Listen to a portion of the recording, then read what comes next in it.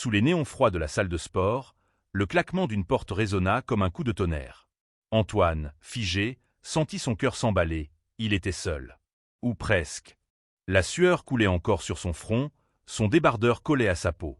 À 25 ans, il passait ses soirées à soulever des poids pour oublier. Oublier les attentes de sa famille, oublier les regards qui le disséquaient dans les rues de Paris, oublier cette part de lui qu'il n'osait nommer. Ce soir-là, il s'était attardé, repoussant l'heure de rentrer dans son petit appartement du 11e arrondissement, où les murs semblaient toujours se refermer sur lui. Mais ce bruit, ce claquement métallique, brisa le silence. « Merde, c'est fermé ?» murmura-t-il, son souffle court. Il traversa la salle, ses baskets grinçant sur le sol en caoutchouc, et poussa la porte vitrée. Rien. Verrouillé. T'es encore là, toi. Une voix grave, teintée d'un léger accent, le fit sursauter.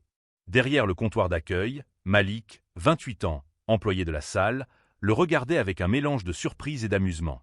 Ses cheveux noirs brillaient sous la lumière, et son sourire, discret mais sincère, troubla Antoine plus qu'il ne l'aurait voulu. « Je me suis laissé emporter », bafouilla Antoine, sentant une chaleur inattendue monter à ses joues. « Et toi, t'es encore là à cette heure-ci ?» Malik haussa les épaules, essuyant un comptoir déjà propre. « Le patron me laisse fermer. J'aime bien rester tard, c'est calme. Mais là, on est coincé. Le gardien a dû passer et verrouiller sans vérifier. » Antoine cligna des yeux, incrédule. « Coincé? T'as pas une clé ?» Malik secoua la tête, un éclat malicieux dans les yeux. « Pas ce soir. On dirait qu'on va devoir attendre le matin. » Un frisson parcourut Antoine, non pas à cause du froid, mais de cette idée absurde, une nuit entière, seul avec cet homme qu'il croisait depuis des mois sans jamais oser lui parler. Malik, avec ses biceps saillants et ses regards furtifs, avait toujours semblé appartenir à un monde différent. Un monde où les règles étaient claires, où les hommes comme lui ne posaient pas de questions sur ce qu'Antoine cachait au fond de son cœur. Pourtant, ce soir, quelque chose changeait. La salle, avec ses miroirs et ses machines silencieuses, semblait conspirer pour les rapprocher. « Viens, on va s'asseoir », proposa Malik, désignant les bancs près des vestiaires. « On va pas passer la nuit à se regarder en chien de faïence. » Antoine hésita, puis suivit. Ils s'installèrent côte à côte, le silence entre eux chargé d'une tension qu'aucun des deux n'osait nommer. Malik sortit une bouteille d'eau de son sac et la tendit à Antoine. « Tiens, t'as l'air d'en avoir besoin. » Leurs doigts se frôlèrent un instant, et Antoine sentit son pouce accélérer. Il but une gorgée, plus pour se donner une contenance que par soif. « Merci, » murmura-t-il, avant d'ajouter, presque malgré lui, « t'es toujours aussi gentil avec les clients coincés. » Malik éclata de rire, un son chaud qui brisa la tension. « Seulement ceux qui restent jusqu'à minuit. T'es un cas rare, Antoine. » Le fait que Malik connaisse son prénom fit tressaillir Antoine. Depuis quand l'avait-il remarqué? Depuis quand ce type, qu'il avait toujours vu comme un étranger, avait-il commencé à prêter attention à lui? Ils parlèrent, d'abord de tout et de rien. Des exercices préférés d'Antoine, des playlists que Malik mettait pour animer la salle, des rues animées de Belleville où Malik avait grandi. Mais à mesure que la nuit avançait, les mots devinrent plus lourds, plus intimes. « Pourquoi tu restes si tard ?» demanda Malik, son regard planté dans celui d'Antoine. « T'as pas l'air du genre à vouloir juste des biceps plus gros. » Antoine déglutit, pris de court. La vérité était là, tapie dans l'ombre, mais il n'avait jamais osé la dire à voix haute. Pas à Paris, pas dans sa famille bourgeoise où les apparences comptaient plus que tout. Pas à lui-même. « Je sais pas, » mentit-il, baissant les yeux. « J'aime bien l'ambiance ici. C'est saf. » Malik hocha la tête, comme s'il comprenait quelque chose qu'Antoine n'avait pas encore formulé. « Saf, hein? Ouais, je vois. Moi aussi, j'ai mes raisons de rester tard. » Il y eut un silence, puis Malik ajouta, plus bas, « Parfois, c'est plus facile d'être soi-même quand tout le monde est parti. » Ces mots frappèrent Antoine comme une vague. Il releva les yeux, cherchant dans le regard de Malik une réponse, une confirmation. Était-ce possible que cet homme, si sûr de lui en apparence, cache lui aussi un secret? La nuit s'étirait, et avec elle, les barrières entre eux s'effritaient. Ils partagèrent des anecdotes, des rires, des silences lourds de sens. À un moment, leurs épaules se frôlèrent, et aucun des deux ne recula. Mais au fond d'Antoine, une peur grandissait. Et si cette nuit n'était qu'un accident? Et si, demain, Malik redevenait l'employé distant, et lui, le client invisible? Alors que l'aube approchait, Malik se leva et tendit la main à Antoine. « Viens, on va vérifier la porte de service. Peut-être qu'on a une chance de sortir d'ici. » Antoine prit sa main, et ce contact, si simple, fit naître en lui une chaleur qu'il n'avait jamais connue. Ils marchèrent ensemble vers l'arrière de la salle, mais au fond, Antoine espérait presque que la porte resterait fermée. La porte de service était verrouillée, comme il s'y attendait. Malik jura doucement, mais son ton était plus amusé que frustré. « Bon, on dirait qu'on est vraiment coincé, » dit-il en se tournant vers Antoine, un sourire en coin. Antoine sentit son cœur cogner dans sa poitrine. Il n'était pas sûr de vouloir que cette nuit finisse. Pas encore. Ils revinrent s'asseoir, cette fois sur le sol, adossés contre un miroir. La salle, avec ses équipements immobiles, semblait figée dans le temps, comme si le monde extérieur avait cessé d'exister. Antoine observait Malik à la dérobée, fasciné par la façon dont ses mains bougeaient quand il parlait, par la courbe de son cou sous la lumière pâle. « T'as déjà eu l'impression d'être, je sais pas, coincé dans ta propre vie ?» demanda soudain Antoine, surprenant lui-même par sa franchise. Malik le regarda, ses yeux sombres brillant d'une intensité nouvelle. « Tout le temps, » répondit-il doucement. « J'ai grandi dans un quartier où t'as pas le droit d'être différent. T'es censé suivre le chemin tout tracé, boulot, famille, mosquée. Pas de place pour autre chose. » Antoine sentit un nœud se former dans sa gorge. « Autre chose » répéta-t-il, sa voix tremblante. Malik hésita, puis haussa les épaules, comme pour chasser une pensée trop lourde. Ouais, comme vouloir être soi, sans avoir à se cacher. Le silence qui suivit était chargé d'une électricité presque palpable.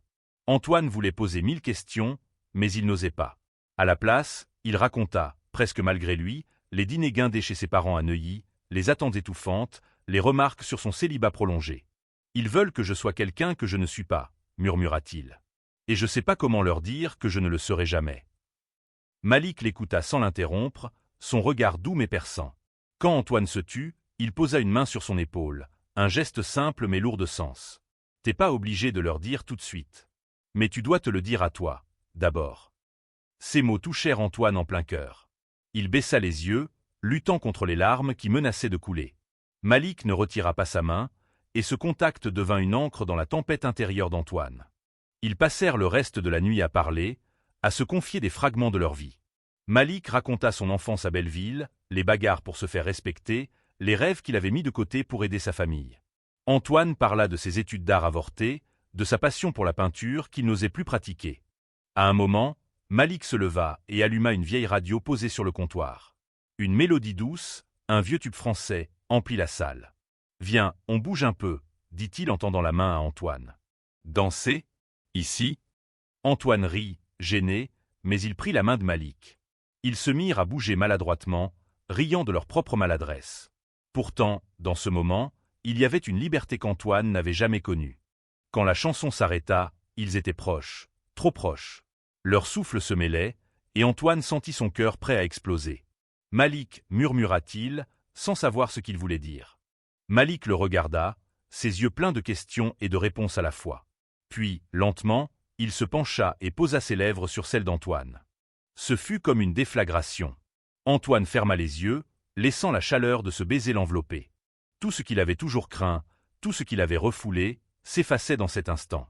Mais quand ils se séparèrent, la réalité revint comme un coup de poignard. « On peut pas » murmura Antoine, la voix brisée. « Si quelqu'un l'apprend. » Malik posa un doigt sur ses lèvres. « Personne n'a besoin de savoir. »« Pas encore. » Ils restèrent là, enlacés dans le silence, jusqu'à ce que les premières lueurs de l'aube filtrent à travers les fenêtres. La porte finirait par s'ouvrir, mais Antoine savait que quelque chose en lui venait de changer à jamais. Le soleil matinal perça les vitres poussiéreuses de la salle de sport, projetant des ombres longues sur le sol. Antoine et Malik, toujours assis côte à côte, sentirent la magie de la nuit s'effilocher. La réalité revenait, avec ses règles et ses jugements. « Faut qu'on sorte d'ici avant que quelqu'un nous trouve », dit Malik, sa voix teintée d'une urgence nouvelle. Il se leva, vérifiant une dernière fois la porte de service. À leur grande surprise, elle s'ouvrit cette fois. Le gardien avait dû passer tôt. Antoine sentit une boule dans son estomac. La liberté de cette nuit s'évanouissait, remplacée par la peur de ce qui suivrait. Il suivit Malik dehors, dans l'air frais du petit matin parisien. Les rues du 11e arrondissement s'éveillaient doucement, les cafés ouvrant leurs terrasses, les passants pressés ignorant les deux hommes. « On se revoit ici ?» demanda Antoine, hésitant, en s'arrêtant sur le trottoir. Malik le regarda, son expression indéchiffrable. « Ouais, ce soir, si t'es là. » Puis, après un instant, il ajouta mais fais gaffe, Antoine. Ce qu'on a fait, c'est pas simple. Pas pour toi, pas pour moi. Antoine hocha la tête, incapable de répondre. Il rentra chez lui, le cœur lourd mais étrangement léger. Le baiser de Malik brûlait encore sur ses lèvres, mais les mots de mise en garde résonnaient dans sa tête. Les jours suivants, Antoine retourna à la salle, espérant revoir Malik. Mais celui-ci semblait distant, évitant les conversations trop longues. Antoine se demandait s'il avait rêvé cette nuit, si tout n'avait été qu'un mirage. Un soir, alors qu'il s'entraînait seul, une nouvelle cliente entra dans la salle. Camille, 30 ans, une femme énergique aux cheveux roux et au rire communicatif, s'approcha de lui. « T'es Antoine, non ? Malik m'a parlé de toi, » dit-elle avec un clin d'œil. Antoine sentit son cœur s'arrêter. Il a dit quoi ? Camille rit. « Juste que t'es un bon gars. Relax, je suis pas là pour te juger. » Elle s'installa à côté de lui, et ils discutèrent. Camille, ouverte et directe, lui confia qu'elle était lesbienne et qu'elle avait lutté pour être acceptée dans sa famille conservatrice. « Ça prend du temps, » dit-elle. « Mais tu finis par trouver ta place. » Ces mots résonnèrent en Antoine. Était-ce un signe ? Une façon de comprendre ce qu'il vivait avec Malik ? Cette nuit-là, Malik resta tard à nouveau. Quand la salle se vida, il s'approcha d'Antoine. « Désolé si j'ai été distant, » murmura-t-il. « J'ai eu peur. Pas de toi, mais de ce que ça veut dire. » Antoine sentit une vague de soulagement. « Moi aussi, j'ai peur. Mais je veux pas arrêter de te voir. » Ils s'embrassèrent à nouveau, cette fois dans l'ombre d'un coin de la salle, loin des regards.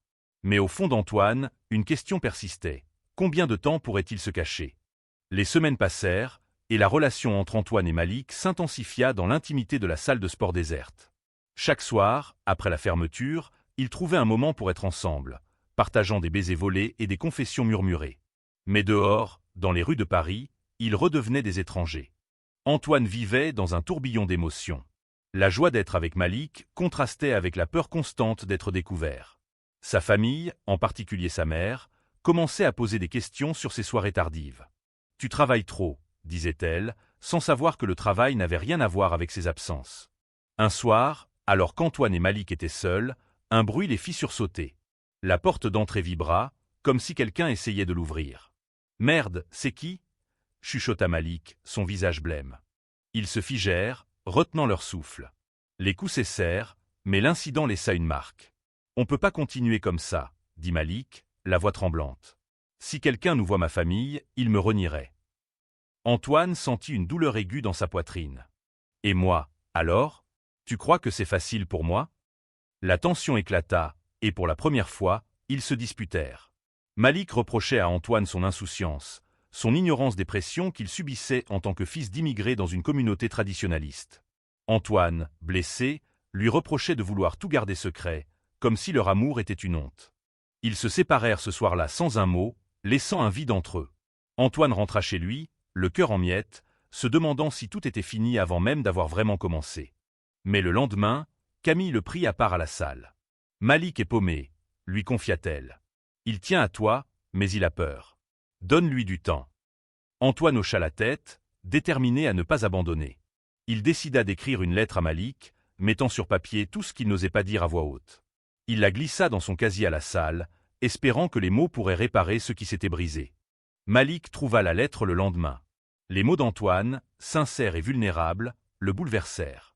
Il parla de tout à Camille, qui devint une alliée inattendue pour les deux hommes. « Vous méritez d'être heureux », leur dit-elle un soir, alors qu'ils étaient tous les trois dans la salle. « Mais vous devez être honnête, avec vous-même et avec les autres. » Encouragés par Camille, Antoine et Malik décidèrent de se donner une chance.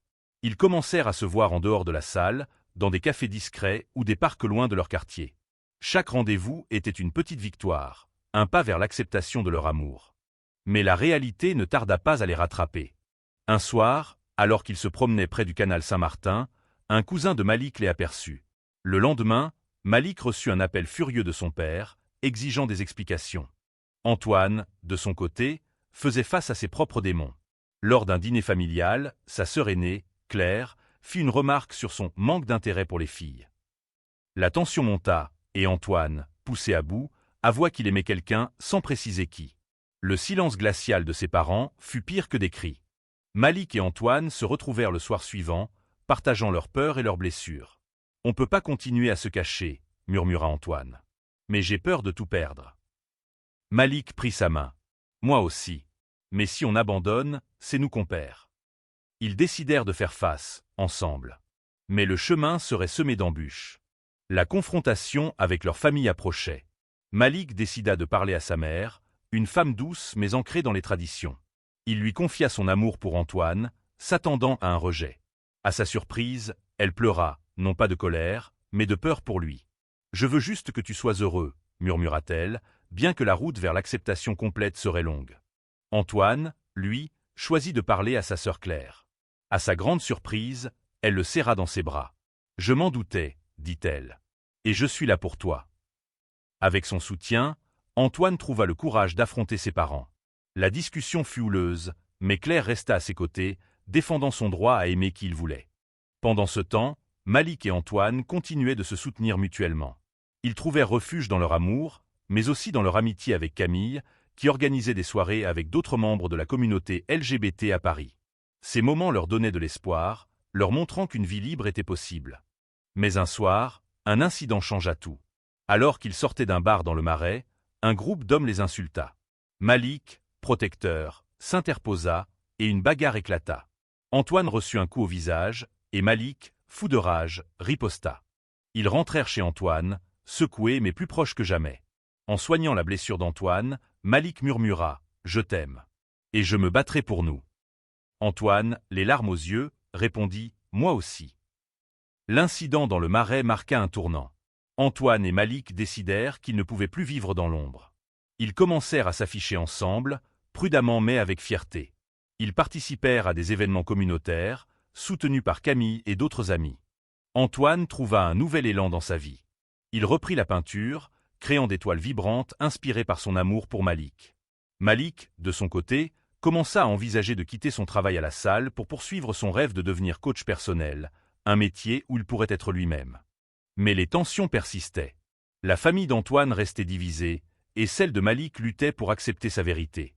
Pourtant, chaque pas en avant renforçait leur lien. Un soir, alors qu'ils se promenaient sur les quais de la Seine, Malik s'arrêta et prit les mains d'Antoine. « Peu importe ce qui arrive, » dit-il, « je veux construire une vie avec toi. » Antoine, bouleversé, hocha la tête. « Moi aussi. » Un an plus tard, Antoine et Malik avaient transformé leur vie. Ils vivaient ensemble dans un petit appartement à Bastille, un lieu qu'ils avaient décoré avec les toiles d'Antoine et des souvenirs de leur voyage. Malik avait lancé son entreprise de coaching et Antoine exposait ses œuvres dans une petite galerie du Marais. Leur famille, bien qu'encore hésitante, commençait à s'ouvrir. La mère de Malik venait parfois dîner chez eux, et Claire, la sœur d'Antoine, était devenue leur plus grande alliée. Un soir, dans leur appartement, Antoine et Malik s'assirent sur leur balcon, regardant les lumières de Paris scintiller. « Tu te souviens de cette nuit à la salle ?» demanda Antoine, un sourire aux lèvres. Malik rit. « Comment je pourrais oublier ? C'est là que tout a commencé. » Ils s'embrassèrent, leur cœur plein d'un amour qu'ils avaient conquis de haute lutte. La route avait été difficile, mais chaque pas en valait la peine.